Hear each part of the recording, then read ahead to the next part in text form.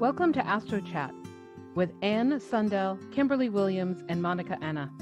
We are three professional astrologers living in three separate countries, coming together every new and full moon to share our 3 points of view on astrology. Whether you enjoy deep dives into the current transits, or you are just beginning to learn about astrology for the first time, there is a place for you here. All that is required is an appreciation for astrology, along with a respect for the various traditions within it. So grab a mug of coffee, your favorite cup of tea, or any other beverage of your choice, and join us for a chat on the astrology of the next 2 weeks.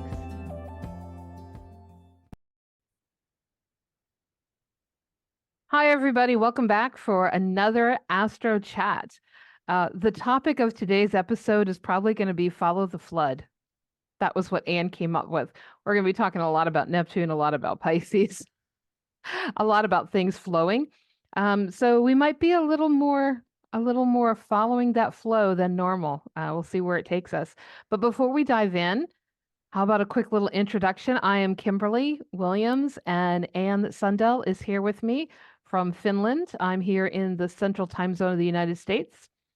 Our third counterpart is Monica Anna, who cannot be with us today, but will hopefully be back when we meet again to talk about the next lunation. Today's topic is going to be the new moon in Pisces. And we're going to look at what's happening over the 2 weeks between this new moon and the next full moon. But I think before we dive into that, Anne, you had really exciting information to share. Why don't you take it away and tell folks? Thank you, Kimberly. Yes, I have a few exciting news. One is that the Nordic countries are trying to organize some events, and are actually an organization that's called Nordic Young Astrologers. And you don't have to. It doesn't mean that your age number has to be young, because then I wouldn't be there, of course. But it's about interest of astrology, interest of learning more about astrology, coming together, sharing information, getting to know each other. And this you can find us on Facebook, on Instagram, on YouTube. We have a channel now where we post videos on different types of astrology, and we are represented from Finland, Sweden, Denmark, Norway, and other Nordic countries. So this is something I'm really excited about. That just sounds so amazing. I think there's such a wealth of information from all those countries. And, you and I have talked about this a lot, that unless things are being printed in English or German or occasionally French, it doesn't get out. Things don't always reach everybody. And there's such information. So to have everybody from all these different countries come together and sharing their points of view, I just think it's so exciting. And I am saving up because I know that it sounds like the group is moving fast and furious. So I'm anticipating that there will be a big, uber wonderful professional conference happening at some point in the future. So I'm just going to start saving now for whenever that happens. And we have a first meetup in Copenhagen in June, the 8th of June. So you are very welcome if that's possible to join that too. But I'm so happy that we're starting to move around these Nordic country organizations, because I think it's really needed, and it's fun to meet people from our neighbor countries. Oh, I bet. So that's one news of the news. The other one is that we gave a book in Finnish about karmic astrology, and last year I got a scholarship from ISAR that I used to translate and rewrite some stuff about karmic astrology into Swedish, and I'm going to give that book in Sweden now. So that's something that I'm also looking forward to do, and to cooperate over the borders of the Nordic countries. That is amazing. So you're going to have a book in 2 languages. Yeah. That is so fascinating. Oh man. When we're done later on, will you send me the links to anything that is currently up and about? And then we can add it in the description below for folks. So if they want to, when by the time this gets posted, if they want to check some of that out, they can make it easy for them to link and get over. I don't know if your book is available for pre-order yet, but whatever is available, and as more links become available, we can add them in uh, as things happen. Yeah, thank you. I will do that. All right. And I know Monica has, I think, some interesting information too, an update about her book, but I'm going to wait and let her share her info, and she's back with us hopefully in 2 weeks' time. So stay tuned for that. All right, let's dive into the chart, the astrology of our new moon. We're looking at a new moon at 20 degrees of Pisces, 16 minutes. For those here in the US, that is going to be happening on March 10th, 4 a.m. Central. And across the pond, it's still March 10th at 9 a.m. And in Finland, it would be at 11 a.m. in the morning. So we're all experiencing it on the 10th, this lovely Piscean energy. Again, that's 20 degrees, 16 minutes of Pisces. So, as always, look at your chart. What is going on in your natal birth chart? Is this a degree that is significant, important within your planet placements or your house cusps, and anything else? We're going to be looking at what's happening between the 10th and the 25th. 25th will be when we have our next full moon, and that will be at 5 degrees of Libra, and that's going to be the first of two eclipses, which we will talk about as we move along. Some of the basic stuff to look at, and we're probably not going to get to every single one of these, but Mercury will be moving into Aries on the 10th of March. And note, Mercury will be going retrograde next month. So that means we hit the pre-shadow on the 19th. So pay attention to what's going on for you during that week. Venus will move into Pisces on the 12th. Mars, a little bit later, will be moving into Pisces on the 23rd. We've got Jupiter is hanging out in those middle degrees of Taurus. Saturn is moving slowly between 9 and 13 degrees of Pisces. Of course, with Saturn, I guess that's fast. Slow is relative. Uranus is at 20-ish degrees of Taurus. Neptune at 26, 27 degrees of Pisces. And Pluto remains at 1 degree of Aquarius. But the big news about what's happening during these 2 weeks is the Aries ingress. The sun will be going into Aries on the 19th here, and I believe it'll be the morning of the 20th over there with y'all. So let's just talk a little about Aries ingress energy in general, what that means. What are your thoughts on that, Anne?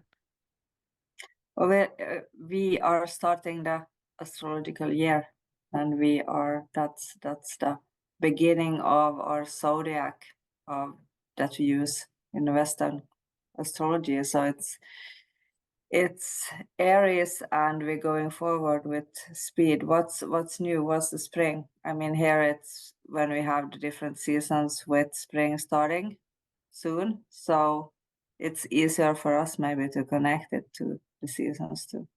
But yeah, Aries is the one that is making the first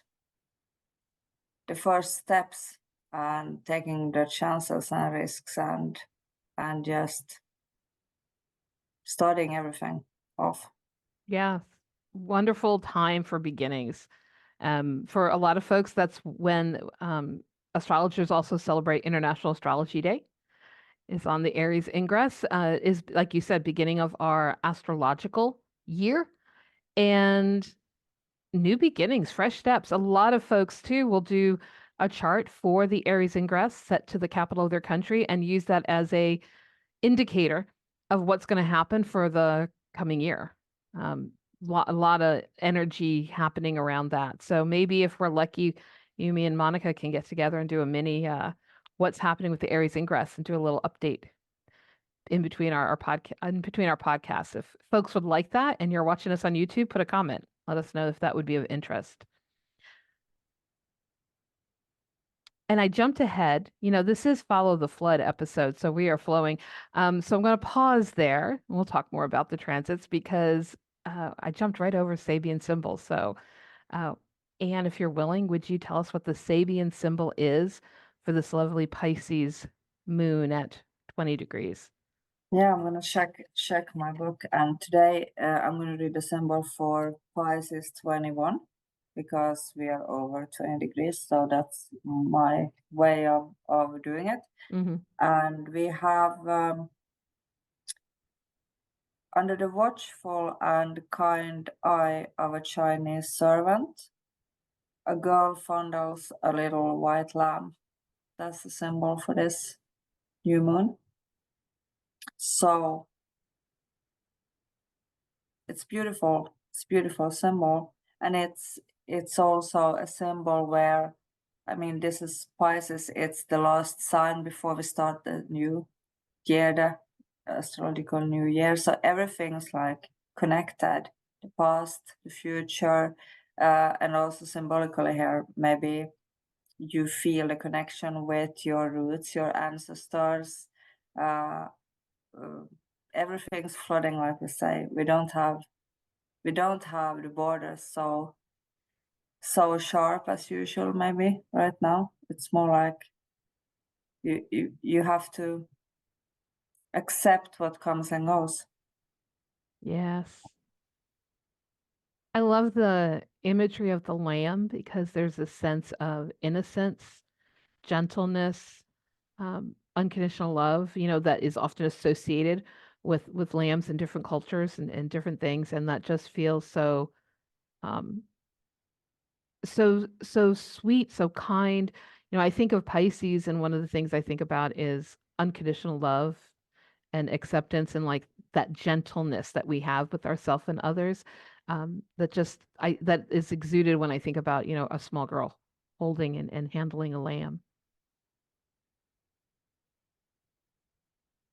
The bit about Yeah, under the watchful eye of the Chinese servant, it threw me at first, and then I started thinking about it. And in a way, the idea of under the eye of a servant is bringing in also the polarity of the opposite sign, I think, of Virgo, which is often about service and servants and things of that nature. And so, kind of almost bringing that in, it's like under the watchful eye, but we're stepping into the Pisces territory of how we can maybe bring spirit in to that human experience, that human world.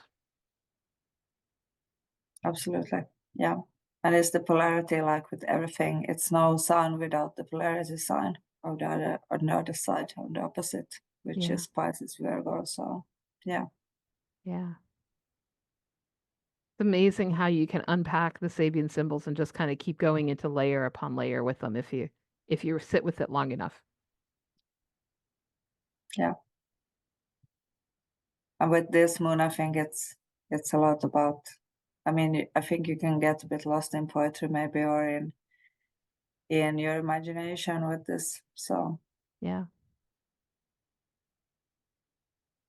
beautiful. So in a minute, we're going to talk about a little more about Pisces. We're going to talk about having a moon in Pisces. But before we do, let's jump back to this, what's happening during these 2 weeks. We have things are moving. Each planet is moving rather quickly for itself, for its own speed, because everything's direct, right? The last retrograde we had, I think it was January 23rd, 25th. It was when Uranus went stationary direct. That was like we had some retrogrades in early January, and then from the end of January, all of February, and all of March, everything is direct at one time, which is a very long period of time, right? I mean, that's not the norm. The norm is at least someone is going retrograde, or as one goes direct, somebody else goes retrograde. So having everything direct at once, I don't know about you, but I just feel the push. Everything wants to move fast and furious and all at once, and let's go, go, go. And juggling, it's like I feel like the juggler with too many, somebody throws me one more apple to put into the mix and I'm gonna drop them all. yeah, it's like a speed, and it's a bit like with uh, when I've noticed with Uranus going retrograde and changing direction, the speed of things are like moving so in different manners and erratic, and now it's like everything is just speeding up, and you can feel quite exhausted. because like you said, there's so many, I mean, many things, and they're maybe not so organized. It's more like one thing here and one thing there, and everything's taking energy, and it's very hard to like put it together into some kind of structure. So, but it's a lot of opportunity. It's going forward. We are heading somewhere. So if the beginning of this calendar year was a bit like slow, now it's not. Now it's really like Yeah. moving forward. Yeah. And it's time. It feels like it's the right time for that extended period of everything being direct to kind of get us into that moving forward energy.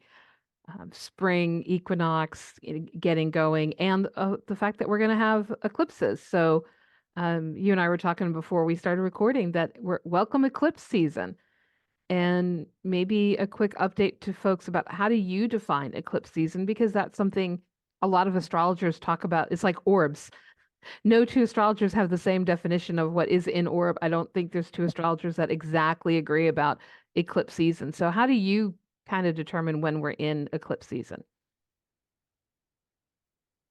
I think about like a few weeks before the eclipse.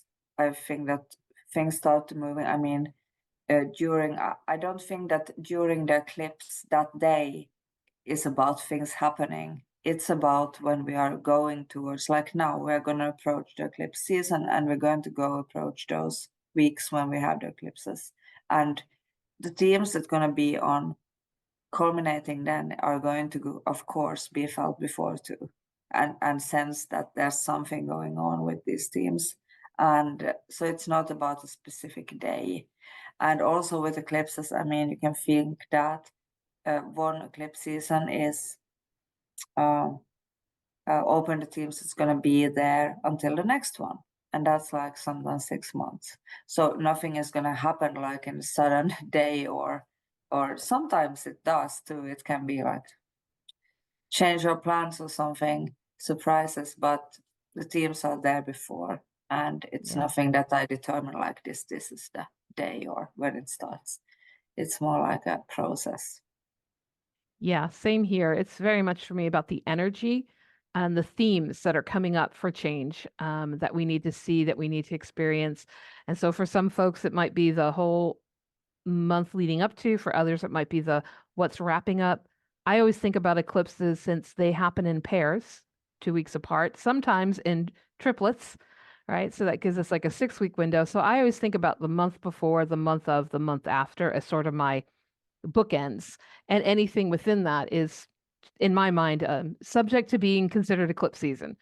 And like anything, if you're feeling it, chances are you're in it. So when I start looking at what house is being activated in my chart by the upcoming eclipse, so this one, the end of the month, will be in Libra, and the one we have the beginning of April will be in Aries. So I look at those houses of the Libra Aries axis, and what are looking for, what is it that's being stimulated for change there? And when I start to notice things happening in my life, or the inkling that I want things to happen, right? That desire for things to happen. I'm like, okay, I'm now officially feeling it. We're in season. And this can be connected also to like how some people feel an eclipse is very strong and others doesn't, or some feel that they react more with the sun eclipse or with the moon. So this might also be connected to the pre-eclipses, the prenatal eclipses, and what's been going on there before birth, and how you react to eclipses in your life and so on. So there's many things that might kind of affect how you feel eclipse season, and that might Yeah. be good to like study your natal chart and the time before your birth and so on. I think our next episode, we're going to dive in a little bit deeper into eclipses, and kind of maybe repeat for some folks who haven't heard us before talk about um, the Saros cycles and the pre-birth eclipse, and then the two that we're having the end of March, beginning of April. So if you're fascinated by the astrology of eclipses, be sure to check back in 2 weeks for that. All right, but let's move into what's happening now, the energy of the here, the now, the today. We're looking at a new moon in Pisces. And of course, we've talked a lot. If you go back to our first year episodes, any of the ones on the new moon from that year, and you listen to the first like 20 minutes, you're going to hear us talk a lot about our opinions on new moons and how new moons are a time to channel that energy in, bring it down, feel it in your body, plant the seed, become comfortable with what the theme is about, and then allow ourselves after that new moon energy just to begin the process of taking action. So I'm not going to repeat all that now, although I just did. But you can go back and listen to that if you want to know more about the difference between maybe new moon and full moon energy. But today I'd like to talk about Pisces. And I made a few notes because with Pisces, the thing that always stands out for me is it flows. It's not flowing like a river. It's more like pour water on a stone and watch it just go. It's going in all directions. This is mutable energy, right? It's not directive energy. It's not fixed energy. It is mutable. It is flowing. And so with Pisces, there's that I'm flowing sometimes in many directions at once, and I'm not directing the flow. I'm not driving it. I'm more likely to be following where the flow takes me. And so it's easy to get confused. It's easy to sometimes get lost, lose our train of thought, if you will. The happy, positive strengths that I think of when I think of Pisces. And I like to start there because I have so many Piscean friends who tell me everyone talks about Pisces and they talk about what's wrong with it. Let's talk about the beauty of it first, right? This is the energy of spirit. I mean, to me, if you start your zodiac at Aries, and really we could start anywhere along the continuum because it's a wheel, it's not a line. But let's just say we start at Aries and we go through all the signs, we culminate with Pisces. So if we begin our journey as a human and we individuate and we grow and we help others and we're part of the collective, like with Aquarius, we move into Pisces and it's that idea of now I let go and I can step back into spirit. It's sort of one level that it can sometimes represent. So this idea of how do I connect with spirit? How do I return to spirit? How do I open up space and bring spirit into my life here? How do I remember I'm a spiritual being having a human experience? Like, this is so Piscean in my world. And the energy of merging, Pisces is represented by the two fish, right? And they are connected by the cord. So it's that idea of as one goes up, one goes down, but we can only go so far and we start to come together. And so there's this trying to find the way back to each other, trying to find my spiritual and my human sides, trying to find their way back to how do they connect. The part of me that is joyous and happy, and the part of me that might be feeling really the pain of the world, right? Not being split apart into those or pulled apart, but coming back, merging and bonding with the things that bring us joy and bring us light so that we can become buoyant again. It's also about dropping our guard, dropping boundaries, and so allowing everything to kind of come in, which means, on the flip side, when Pisces energy is strong, I think it can be easy to get overwhelmed. It can be easy to feel and to feel put upon or pulled at, or to feel all the things that make life hard, not the things that make life always soft. Sometimes with that lack of boundaries, we can get caught up with wanting to save others or to be saved, or the martyr, the victims kind of archetypes can creep their way in. And we don't always see it because we've been in the flow. But ultimately, it's like spirit is going to lead us where spirit is going to lead us. And we just have to follow and stop fighting it and stop, it's like if you're in the little boat, the little raft, and you've got your oars at some point, just put the oars down because the river is going to take you where it's going to take you. The water's going to take you. And Pisces water to me is so different from Cancer water, which is like being at the beach and things come and they go and they ebb and they flow and high tide and low tide. And it's different than Scorpio water, which is so fixed and it's all that energy of the iceberg. And we only see a bit of what's above the surface, but there's such depth beneath the surface guiding us. To me, Pisces is the depths of the ocean. It's if you put on your snorkel suit and you go diving, It's, oh, where is the black squid we didn't know existed that we're going to discover? It's the realm of fantasy, of discovery, of imagination. You know, Sci-fi movies like 10,000 Leagues Under the Sea. What are you going to find there in your Piscean dream? And I always think about Pisces. I think about the first time I saw a whale reach. And up in New England, they have the humpback whales, right? They will do this dive and then they come up straight and then they fall flat and then they go down and you don't see them again for the longest time because they're going down and they're gone. Like after that eruption, they're gone. They're going deep. They're going into the dive into the waters of their soul. It's just there's so many ways to speak about Pisces, and it brings out my inner poet.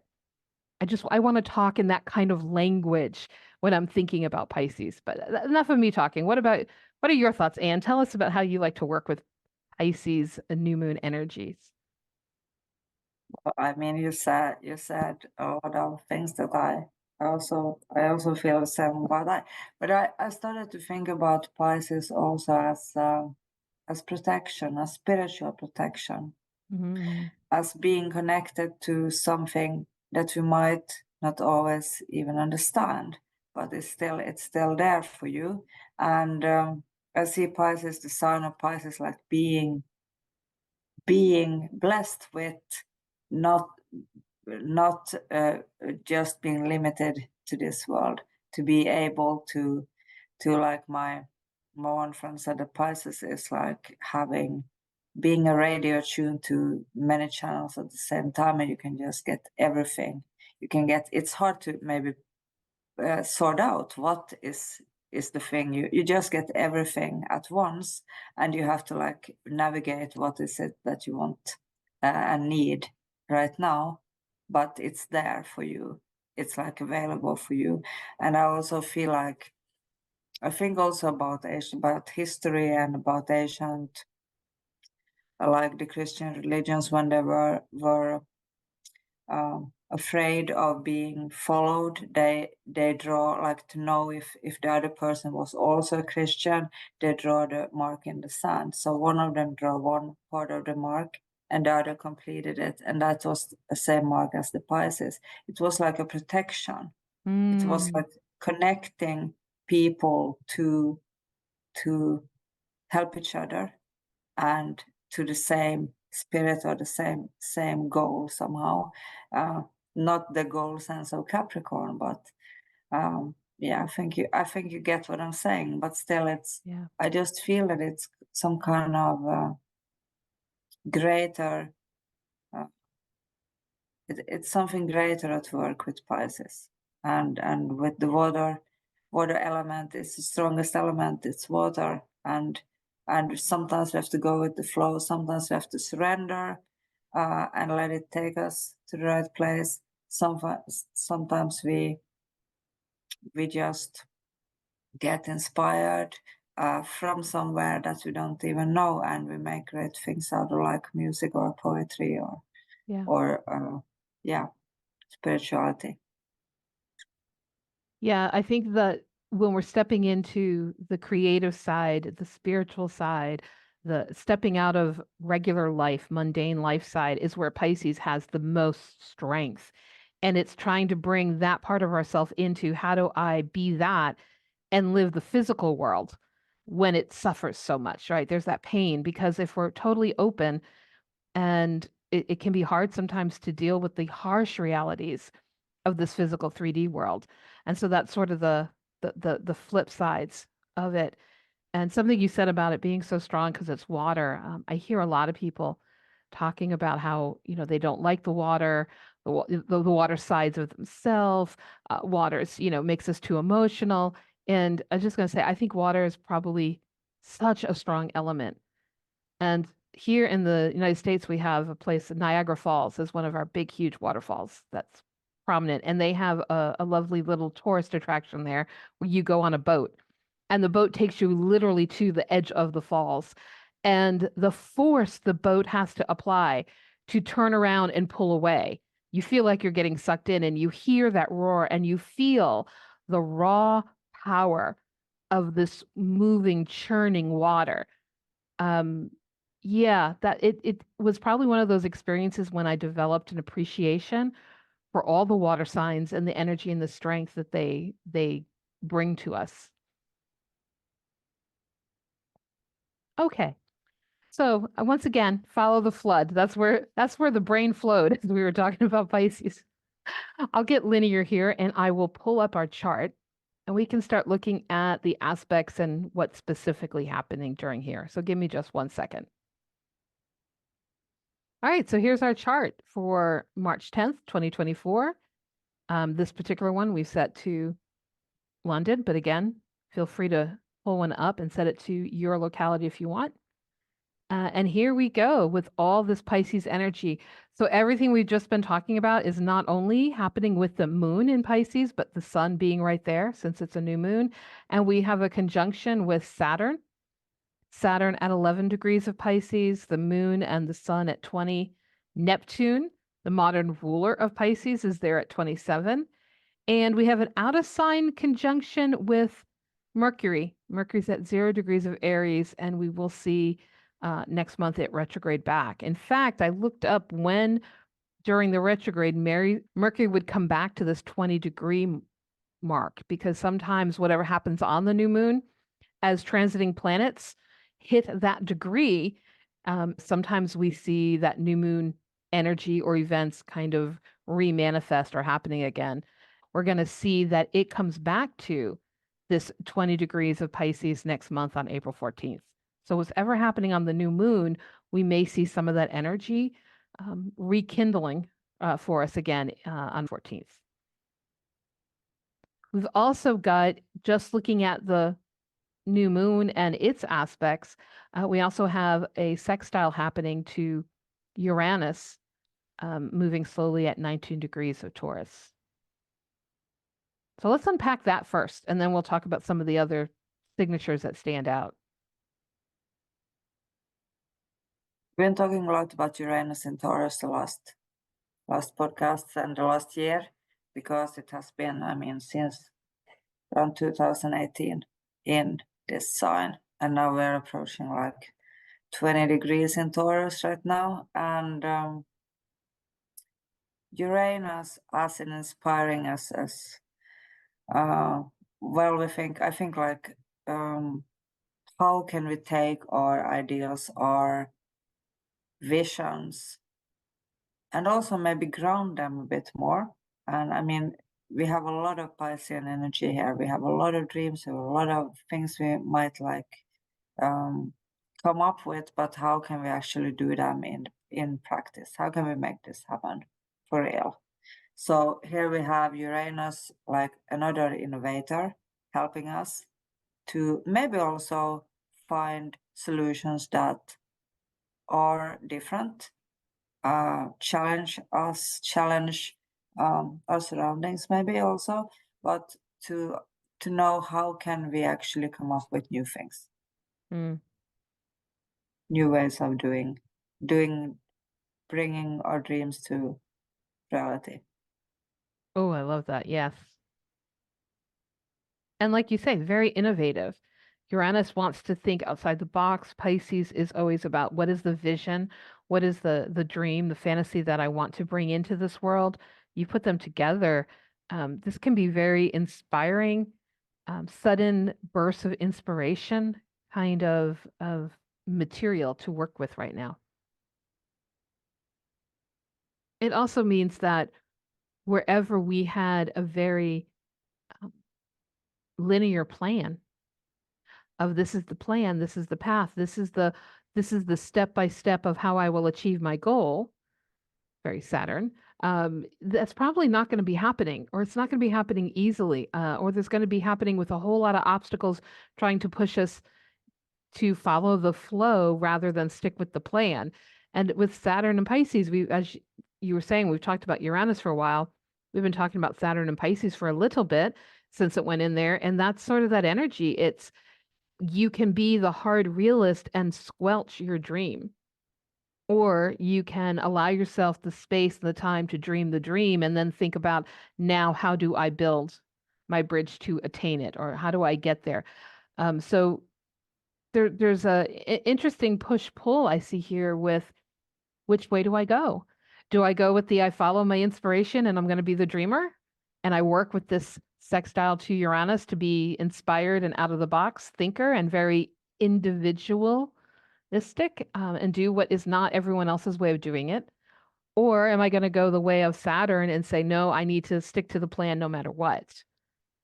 Um, I kind of think that the planners are having probably a little bit of a hard time this month with some of these energies.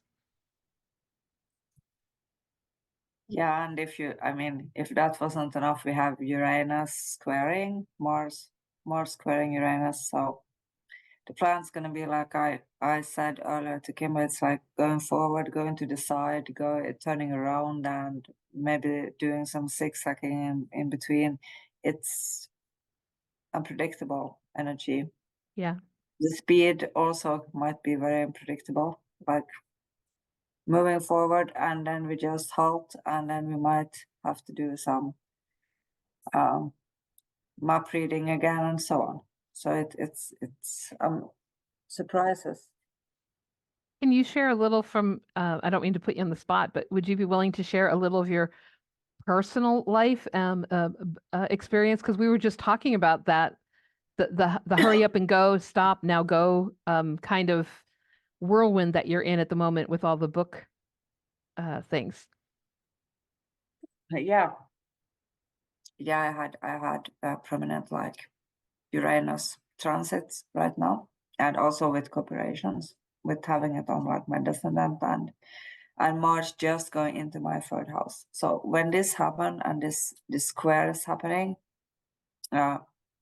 several projects with different books, like right now in like 3 different languages, are happening, and this is really like, yeah, it's hard to navigate. Plus, also then some other attending some other stuff. So, but it actually happened in kind of clusters, like everything in few days, Mm-hmm. and then you might have like a pause, and then suddenly, it's soon it's going to start again. It's going to be like chaos again.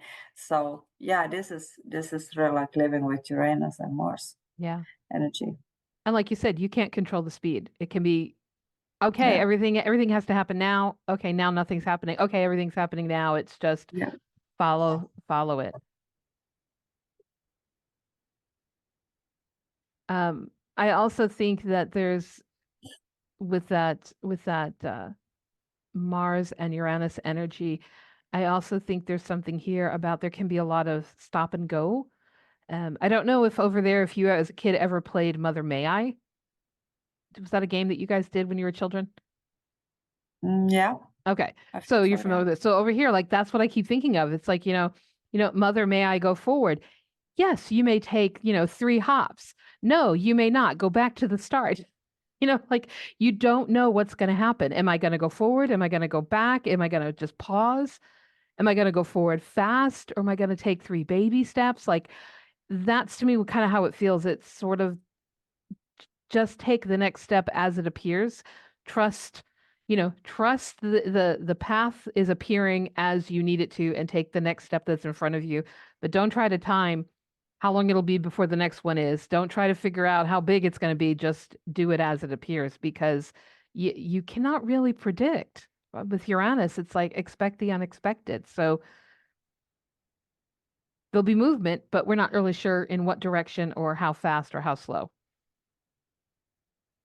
Yeah, and with the fixed times, it's just good. It's good to remember to try to be like flexible, because it's not so easy with those fixed. You have an idea of things, and then the idea is not there, and you get this maybe disappointed and stuff like this. So just try to be like ready to think anew.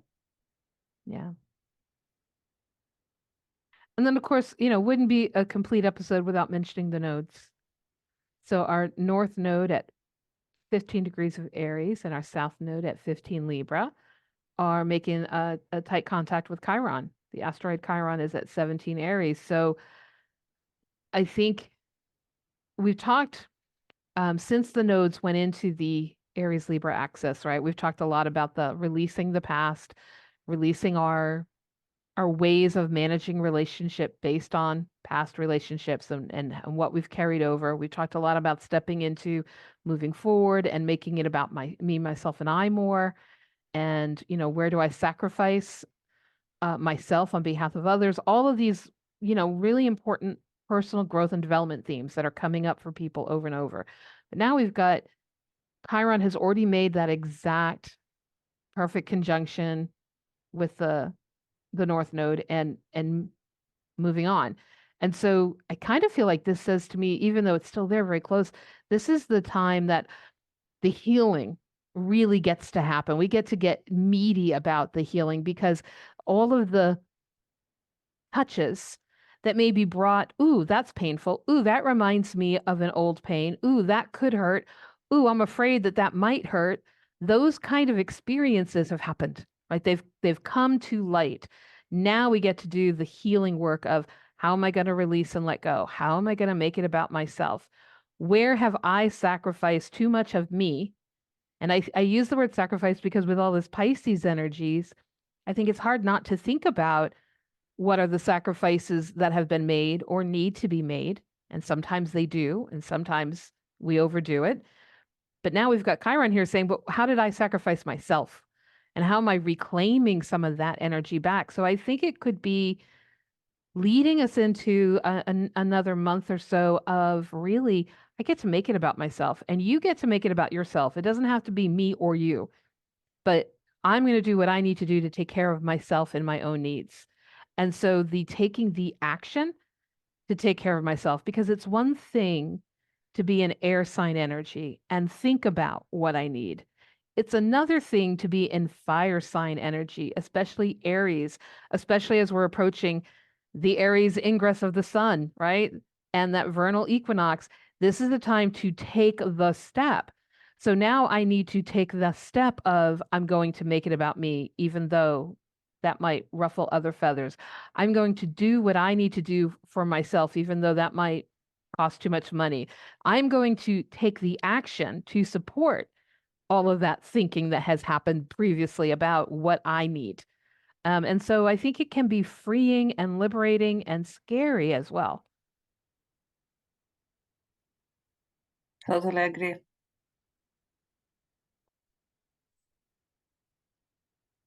I like it when the karmic astrologer says, I totally agree. I feel like if I'm talking about the nodes, I nailed it. Feels really good. Because I'm always in awe of the insights you come up with, really, truly. When we're talking about the nodes, it's like I love working with the nodes, but I feel like in karmic astrology, y'all take it to a deeper level, and I'm eating that up. I find it fascinating, but there's so much richness there that I've yet to absorb. And there's so many different views on them. So to combine that and try to get like the core of it, so it's not so easy either. But it's such a broad thing, the nodes. Hmm. Such yeah. Yeah, yeah. So I think having Chiron there just is it could be a little painful at moments, but I think overall it's really about moving away from the pain and into the healing phase here. So I'm hopeful that that's going to bring us all some good healing, opening energies in the coming weeks, as long as we follow the flood and don't try to direct it. All right, is there anything we forgot to talk about?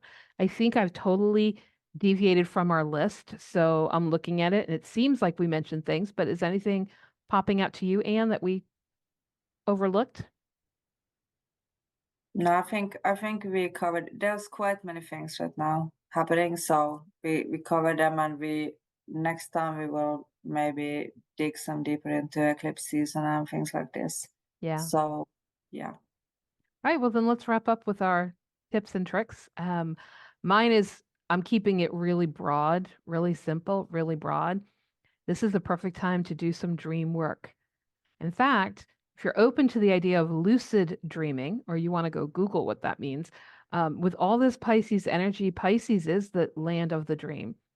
And so whether we are writing down what I want to dream, I'm writing my intention, I'm putting the idea into my unconscious through my dreams. Write it down before you go to bed every night, or whether I'm just keeping a dream journal and noticing and writing down what I dreamt, or doing one thing to help you remember your dreams. Some people don't remember their dreams so clearly. So maybe it's get some mugwort tea. Maybe it's I'm going to make a little sachet to put in my pillow. Maybe, just that idea of how can I support lovingly, gently, no pressure. How can I support my dream state and make some time and space for, some sleep hygiene? Maybe just go to bed an hour earlier and sit in bed and just let yourself listen to good music. Do something to support your dreams. That would be my tip for this new moon. Yeah, well, I have a bit of the same tip. I just thought about like water. Water is Neptune. I mean, also I think about we were talking about planting seeds, and a time when there's a water moon, and we're approaching like sooner. If there's some idea or dream you have about planting, then this might be a good time to start to plan that or do something about it. Then I also think about music, poetry with that Neptune, Mercury conjunction out of sign. Um, Maybe just lie in the bath and enjoy some poems or listen to music or sing or play an instrument. Mm, yeah, that sounds really good. And boost your immune system before eclipse season. Yes, very good point there. Rest, take maybe some extra vitamins and Yes. see that you have like, it might be exhausting time and it's good to like pay attention to your health. Yes. And I think with all that Pisces, sometimes it's a good reminder that in the midst of all the go and the doing that we feel pushed to do with all these direct planets, it's also important to take some time to rest. All right. Well, that brings us to the end of another wonderful, exciting episode. I always enjoy spending time with you, Anne, and with all of you viewers out there listening and watching. So if you enjoy being with us, please add your comments below so we can know what it is you're thinking about and keep the chat going. Feel free on YouTube to give us a thumbs up as a way of liking us, subscribe if you haven't done so, hit the notification bell. There's so many ways to stay in the loop. And then if you're listening to us through one of the podcast platforms, we thank you so much for your support and are looking forward to coming back in 2 weeks' time to talk about the Libra full moon eclipse season. Bye. Thank you. See you soon. Bye. Okay. Oh. Goodness. Thank you for joining us in this week's AstroChat. We hope that you enjoyed the discussion and would love to hear about anything that resonated with you. Keep the conversation going by posting shareable content on our Instagram, Facebook, or YouTube pages. You can also email us at astrochatpodcast@gmail.com.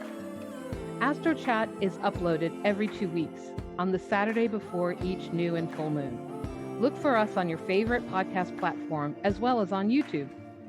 You can support AstroChat and receive exclusive content by donating on our Patreon page. We look forward to chatting with you all again at the next lunation of the moon.